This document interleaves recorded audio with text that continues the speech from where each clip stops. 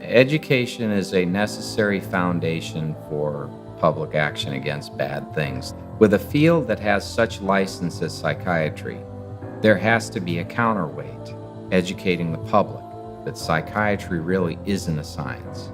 It is a subjective method of assessment, and one psychiatrist's judgment will disagree with another psychiatrist's judgment, which will disagree with another psychiatrist's judgment, because there's so much subjectivity.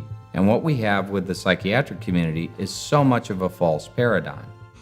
When you think about the power that these people have who are in this industry, psychiatry, when it's mixed with law, when you have the social services people working with them, or when you have a judge listening to them intently in a courtroom, it is truly terrifying because they have the power without the ordinary course of due process. They can determine whether that person remains free or is institutionalized. They can determine whether that person must be forcibly given drugs against their will.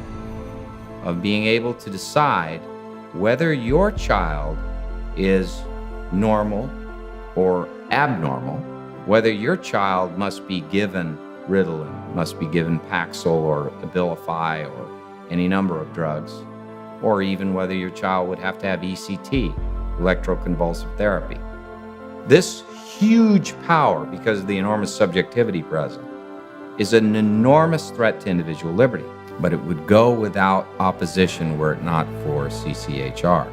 Because, look, there's no economic interest in arguing the position CCHR is arguing. It's the public interest. It's an interest in protecting individuals against abuse. There's no money in that. All the money's on the other side, in making the drugs and coming up with the diagnoses and having opportunities to see people and charge them, and while you kill them, you charge them money. But exposing all of that racket, that's critical. Nobody does that but CCHR. I mean, if you're a psychiatrist and there's CCHR, but you have to look behind your shoulder because CCHR is digging up the history, is evaluating all the information, and is exposing it. There has to be someone out there who is a very powerful, dedicated, constant advocate of the rights of the victims. There's hope only because of actions like this. So CCHR is indispensable. Without CCHR, it is clearly a one-way street. We know where that goes. With CCHR and doggedly pursuing this, constantly pursuing this movement to find the truth, expose the truth, and insist upon government hearing the message and ultimately acting in response to the truth. As long as there is a free country and free debate, you can have truth functioning to eliminate falsehood, to vanquish it.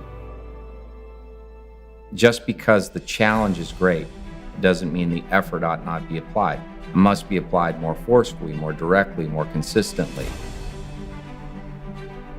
What CCHR has proven is that with limited resources, yet passion and a commitment to take the course of going into court, of going before Congress, of calling to task psychiatrists, the APA, that something can be done. It's not just standing for these principles, but it's fighting tenaciously for them.